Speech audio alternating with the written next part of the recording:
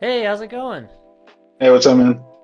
Hey, thanks for taking the time, dude. I know it's the holidays, plenty of stuff's going on with, just people trying to celebrate holidays, be with their family, and work's always crazy this time of year. So, thanks for taking the time to just chat with me a little bit about, you know, your experience, particularly because I just kind of started doing this like in the last month or so. I got a KO by T Engineering, and it's been kind of different workflow for me trying to get it into not having a DAW, not having a screen to actually be like seeing what I'm looking at and having to just listen to everything by ear. And I can't pull in a plug-in or have like a vast library of sounds. It's just whatever's here is here. So I know you work with a with like sampling technology and stuff like that. I know you've got a machine you work with, so I've only spent like 30, 40 days or so playing with this, but you've been doing it for a while. So, I'm interested to kind of hear your take on, which one maybe you lean more towards, if it's like machine or the DAW, or like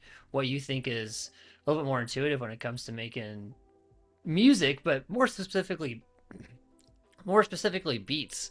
Cause like, I feel like maybe not having a screen actually helped me make some better like overall beats, but not like a song at the end of the day, if you know what I mean.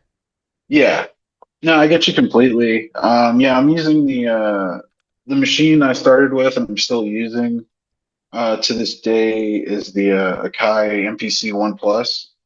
And yeah, I mean it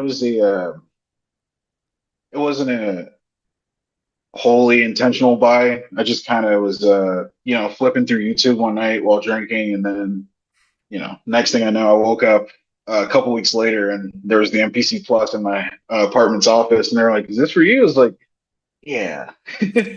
And I called the salesman and I was like, "Hey, man, I kind of drunkenly bought this thing," and he was like, "Wait, wait, wait, did you try it out?" I was like, "No, not yet." And he was like, "You got 2 weeks. Watch some tutorial videos. I can email you a few. Just start messing with it. See what you like, you know."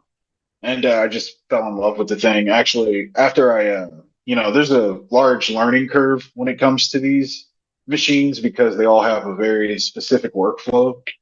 And, you can try and tweak it as much as you want, but you kind of have to follow the guidelines pretty heavily until you get to that point.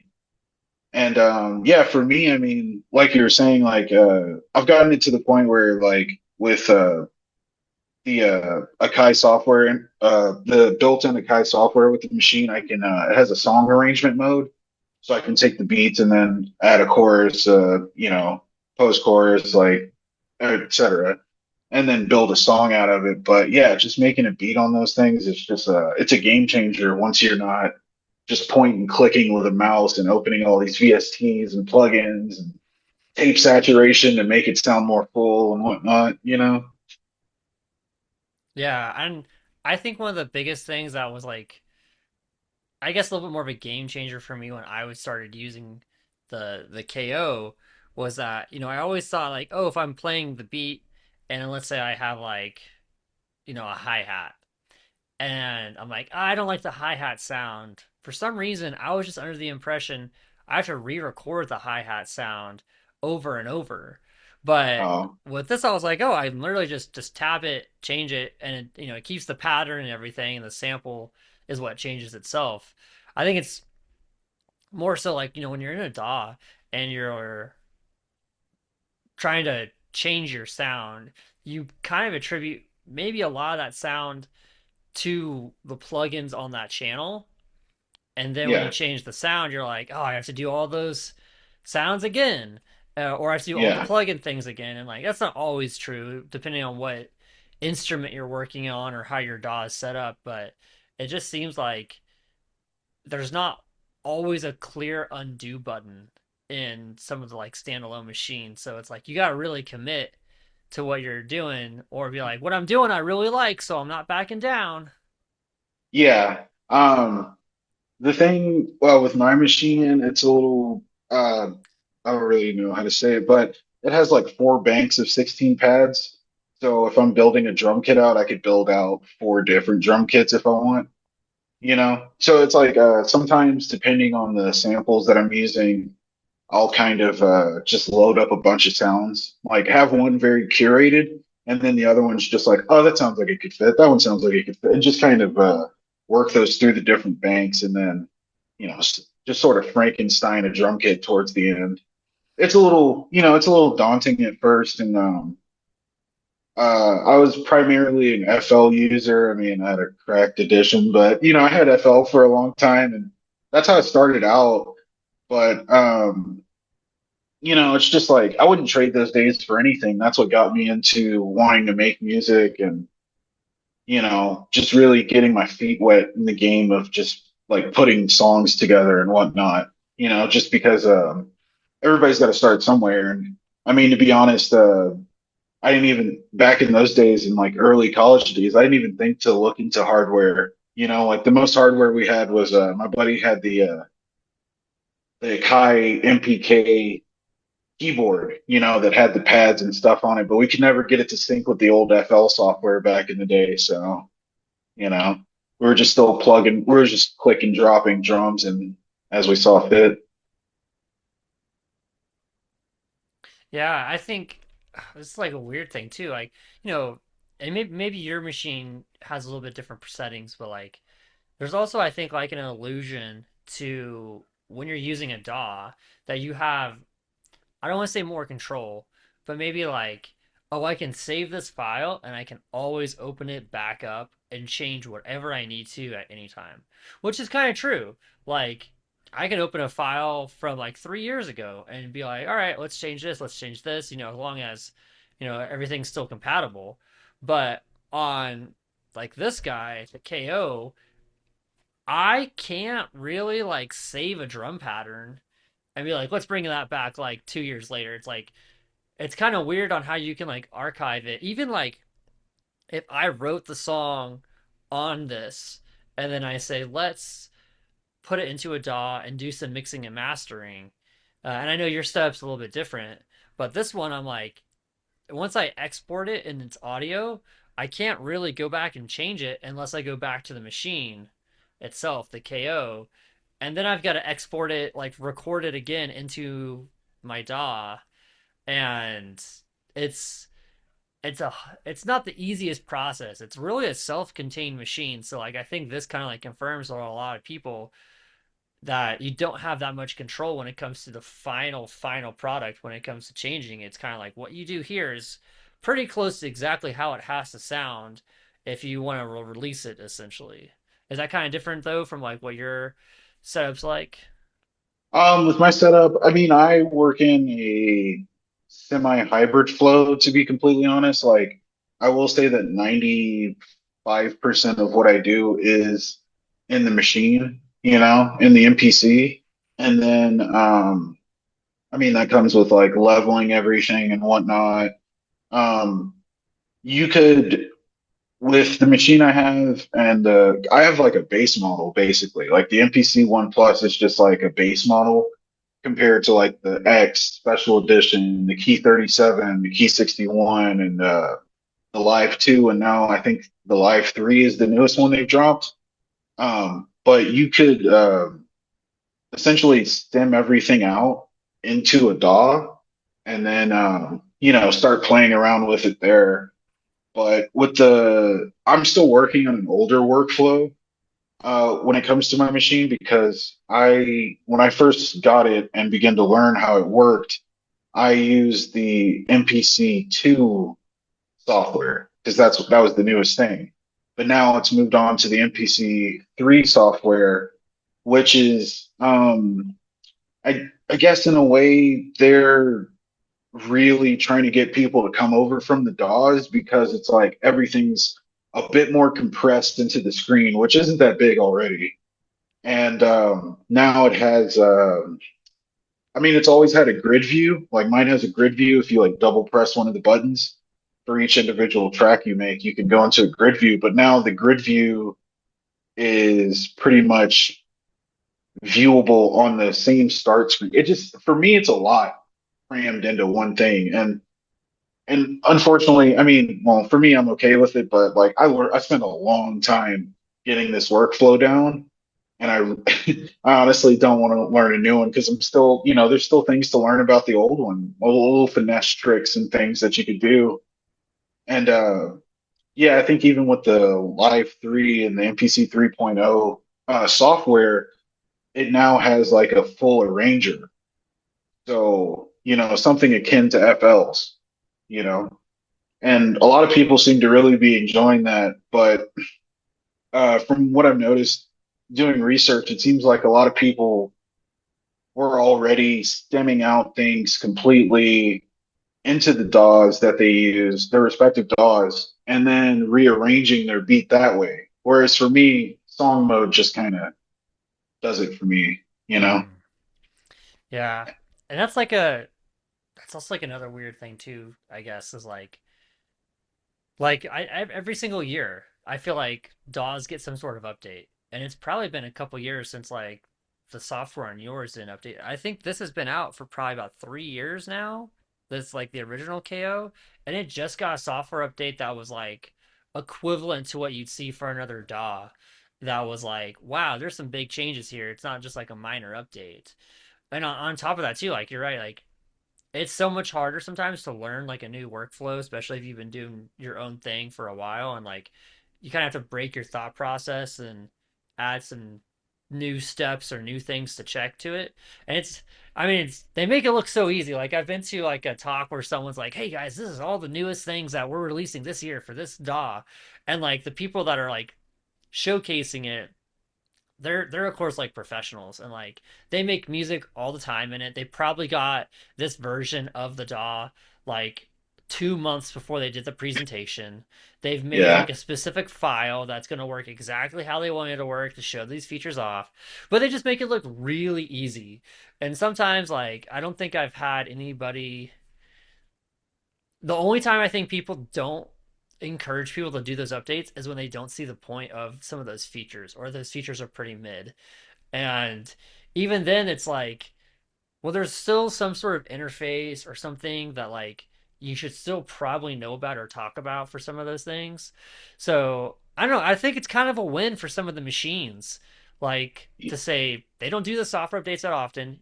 There's a lot they can do, but you just gotta really learn what those things are, and then you got the freedom to say I can be creative and not have to worry necessarily about the workflow because it's not going to change for that long a time. Whereas like DAWs, they sometimes get a big update every year. Yeah. I mean, yeah, the FL that I have has been like randomly updating also. Um, but yeah, no, I completely agree. And like my whole thing is just like, you know, it seems to be like kind of a common thing now, but like learning can still be fun, especially if you want to make music. Kind of the original point of it all is to like have fun doing what you're doing while you create, you know? And while that learning curve for the NPC might be difficult, I mean, it's pretty, no one, I haven't seen anyone get on the thing and be a whiz kid at it. You know what I mean? Like everybody's like, wait, what do I do exactly? And I'm like, oh, you got to do this, this, this, this, and this. And they're like, oh, okay, cool. And then, they do the first two things and they're like, what was that again? I'm like, I got you. But it took me a long time too of like rewinding the same YouTube video over and over to be like, wait, what did he just do? Like it sounds different now, you know? And like for me, like with the computer, like laptop producing or PC producing for me or Mac or whatever you want to use, there's always this thing of like there's this huge versatility with all these VSTs, which is really awesome. But then you also could run into the problem of the oversaturation, where you've added so many things and you spent hours tweaking this VST to get it just right, which could be great, but also like you could just finish a song and finish an idea. And I feel like, it's just kind of like an app, too many options, like an app fatigue almost, like a Yeah. window fatigue, And I just feel like the mouse heavy workflow just really killed my inspiration. Like there was a time where, I would get on FL and it would feel like a chore because I would just robotically put everything together. And then, you know, and there's just something about sort of the tactile tapping in of your stuff. I mean, a lot of these machines have note repeat, so you don't have to necessarily sit in there and like, do 16th hi-hats with both fingers, but it's just something about that tactile precision. And, even with the plugins and stuff that are available on the machines, it's pretty nice because, they have like chord structures and things like that. And you can pick different keys to work in. It's an instrument at the end of the day. It's the DAW in the box. That's pretty much all it is. But it just makes a difference when you can't like get lost on Twitter and Wikipedia or YouTube or something in a different window while you're working on it. You just have this machine in front of you and you're like, oh yeah, the goal is to make some music. So I'm going to sit here and do that until it happens, you know? Yeah, I definitely agree. Like there are so many things you can do in a computer, and if you don't know what you're doing, you might make something or add something that you don't actually want at all, or like it might be an effect that's like, oh, I saw someone use this effect, but you don't know how it actually works, and you have other effects that then it like ruins it or it doesn't get what you want. And then on top of that too, like you said, like you're dialed in when you're on the machine, and there's a I think a higher or maybe a better sense of discovery or creativity. Obviously, when there's less distractions, but when you're on a computer, there's so many menus that you don't even know what they do, and so you just kind of stick to what you know.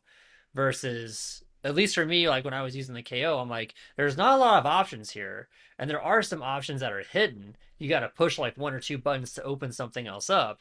But I'm Yeah. like, oh, okay, this lets me be more creative because I know what works and I can just type all that stuff in and I know it's not gonna mess anything up. But at the same time too, I'm like, if I'm making a beat and I need to change something, I know in that moment if I'm going to change it or not. I don't need to be like, well, let's take a 5 minute break and come back and listen to it again and see if I still like it. It's like, no, I like it or I don't like it. Let's move on to the next thing. So Yeah. it's more confined, puts you in a box, but that's not necessarily a bad thing because you know what you can or can't do per se without messing something up. Yeah. Sometimes it's the best way to focus. You can really tunnel vision in on some things. And like, don't get me wrong. I'm really not knocking any sort of, I'm not knocking anyone that uses DAWs for, production. I mean, like I know plenty of people who make stuff that blows me out of the water just by pointing and clicking with a mouse, and like it's really impressive because to the same degree that someone with the machine may know exactly what they're doing, somebody has gotten their workflow down to the point where, they can just create a song very easily. And like, I mean, you see these videos on YouTube, dudes speed running beats, like it's playing Tetris and just like it's insane. Like a part of me is like, man, I wish I could do that. And then the other part of me is like, I actually enjoy the process of like really, I go through my sample bank of samples I pulled either recently or months and months back, delve in and preview them all, listen to them. And then, once something starts to make sense to me, I just start diving in, chopping and whatnot. But I could see why a lot of people, maybe if you're not like I mean, personally, like I'm mostly a sample based producer, but I could see someone who doesn't mess with samples at all, not seeing the point in the hardware because a lot of the hardware is primarily for people who are using samples. You know, not to say you can't add on to it, which you can easily through the machinery, but that's kind of the pushback I've heard from a lot of people that I know that do music production. They're like, "Well, I don't really use samples like that, so why would I need this?" And I'm like, I mean, yeah, you got me. Like, I mean, they're known to be samplers. Like a lot of people just call them samplers. So it's like they do what they do well. But I mean, I don't see why efficiency should a certain type of efficiency should control the way you create your art. It's all subjective, and I definitely feel like whatever anybody feels is best for them, they should go with. But I'm always going to be a flag waver for getting a machine just to step away from the computer, even if just for a little bit, just to get started. I feel like it could make a difference for a lot of people. No, definitely, yeah. And like, when you're talking about like Tetrising like beats or whatever, I feel like For me, I've lost. I feel like the groove of the beat I'm making when I Tetris it because it's just a whole bunch of buttons to push, and sometimes you get obsessed with like a pattern of like what it should look like instead of like what you think Oh, it should hear like, and then you just you sit down, you just play it on your machine. You're like, okay, that's what it's gonna sound like, and you kind of feel the vibe or the rhythm a bit more. And to people that like, because like I mean I've this is like my first journey into using a sampler, and I've been pretty much DAW or playing like a live instrument the entire time.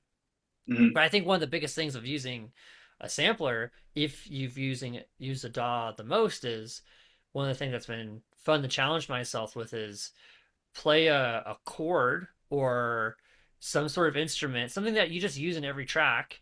Just play the chord or the note, send that to the sampler, and then use that to pitch it up or down, and you're playing the chord just as you're playing a different pad. It's just saying if it's a C or D or however you have it set up for it.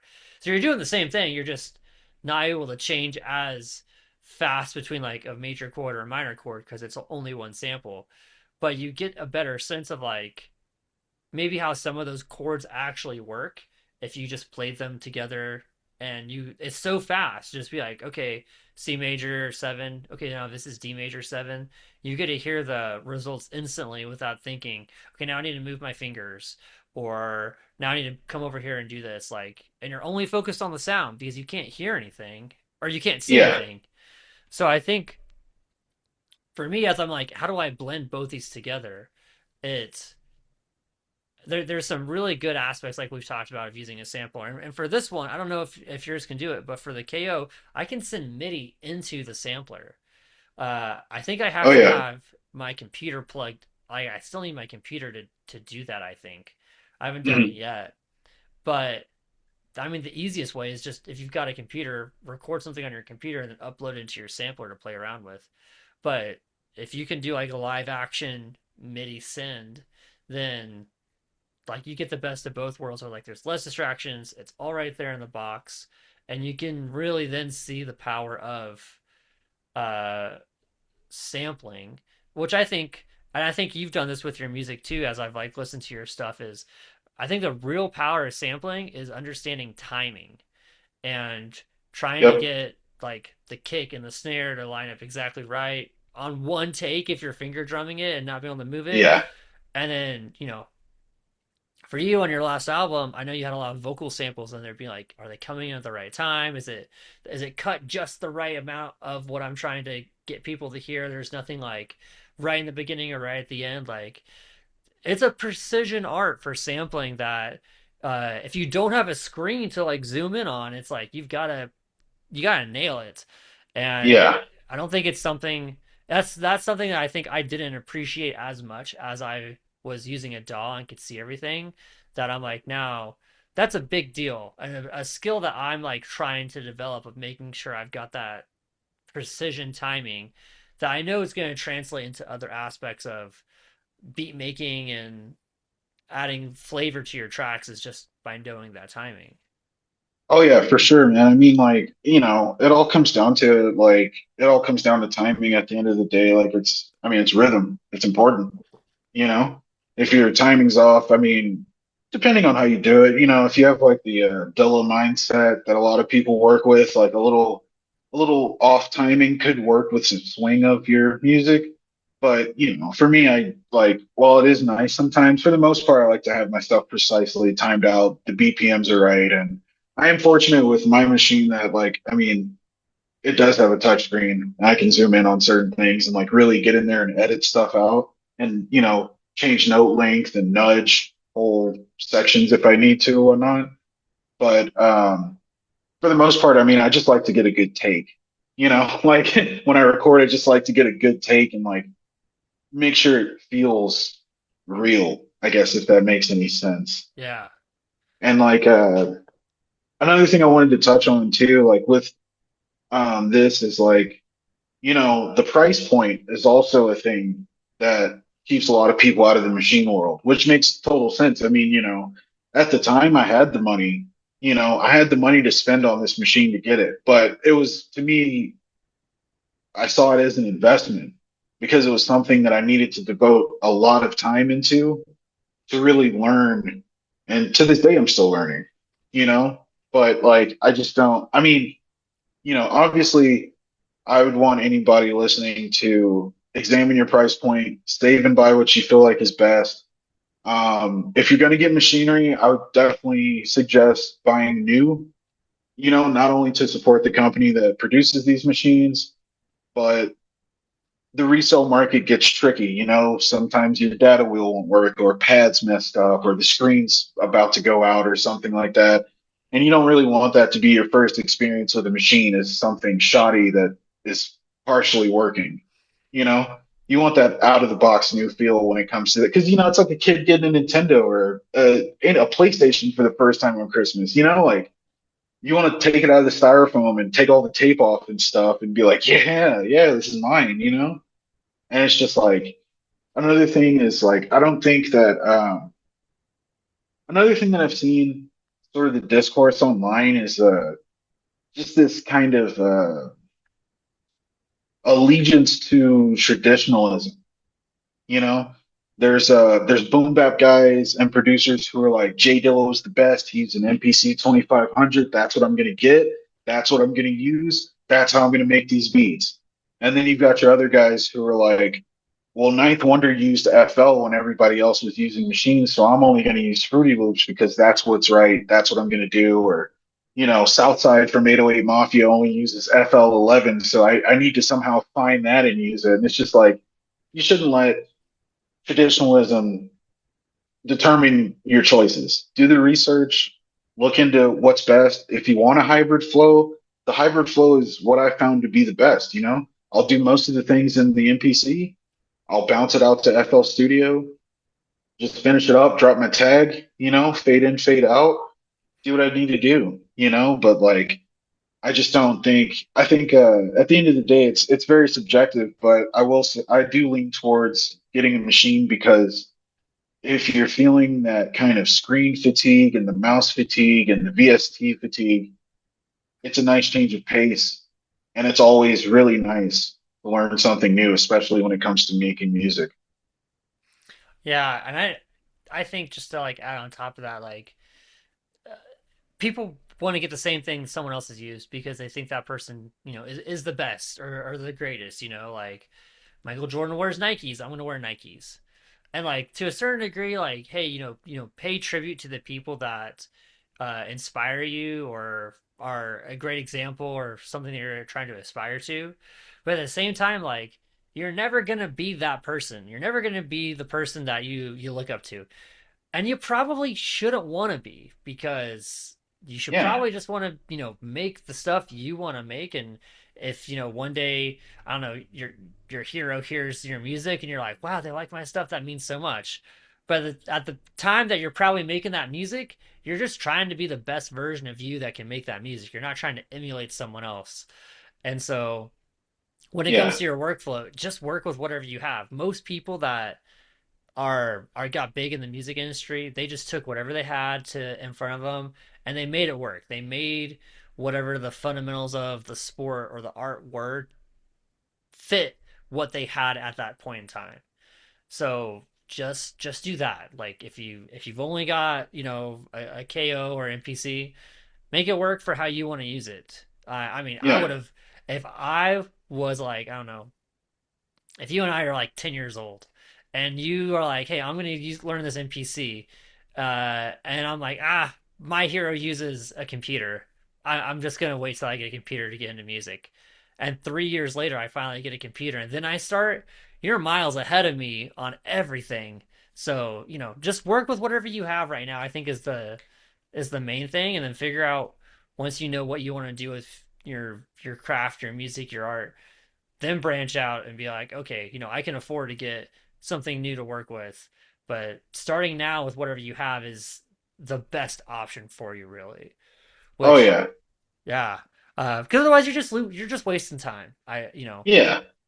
And honestly, to add on to the point you just made, I mean, like I love the Alchemist production, but if I sat back and told myself I'm gonna make an Alchemist type beat, what kind of beat do I want to make? Why don't I just change my name to Alchemist Junior or something? You know what I mean? Like I just don't like I have much respect and much love to everybody who does what they do, and I know in the market now it's probably best to sit back and make a type beat because that gets you the most views and stuff like that, and that gets that artist name or producer name is it carries a lot of weight, and it's and was it mimicry is the best form of flattery or something along those Yeah, lines. That's great, but like for me, it's like when I first started out, I tried. I was like, oh yeah, I'm gonna make like Raider Clan Space Ghost Perp type beats and like Juicy J 36 Mafia type beats or UGK or The Alchemist or MF Doom. And then after a while, I was just like running myself into a hole because I wasn't making what I wanted to make. I was making what I thought another man wanted to make, who I'm not, you know? So just adding on to that point, like be yeah, you, make what you want to make, be your own self, and make sure your name is your name at the end of the day and not someone else's. exactly. And I think that's like the thing that I've discovered with using the KO, is I'm not jumping for something that I think other people I know have used. I'm just using whatever's right there. And it's like it helps with that mindset. But you know, as we're coming into 2026 is almost here. What do you got on the docket, man? What's coming? Do you have anything in the works that you're able to or excited to share for the coming year? Yeah, I'm actually working on and I'm kind of getting a track list together right now, trying to pick out a single for my next project. It's going to be an EP called The 25th Hour. And I think the plan right now is to drop a single on January 5th of 2026 and then promote that as heavily as I can and get it around to the people I need it to. And then I'll drop the project itself, 25th Hour, on Bandcamp on January 12th of 2026. And then I'll let that ride for a couple of weeks. And then probably on the 28th or the 30th, I'll release it to all the streaming sites. Nice. I know you released an album earlier this year, Top Rit Files. So it'll be interesting to see what the next chapter for your music sounds like. I'm actually also going to be releasing an album or an EP in January. It's called The 26th Hour. It's released on January 6th. No, I'm kidding, man. I'm just That'd be great. It's just remixes of all my stuff. Like, no. This is hey. I was like, man, that's a good idea. And I was like, let's just instantly copy it right now.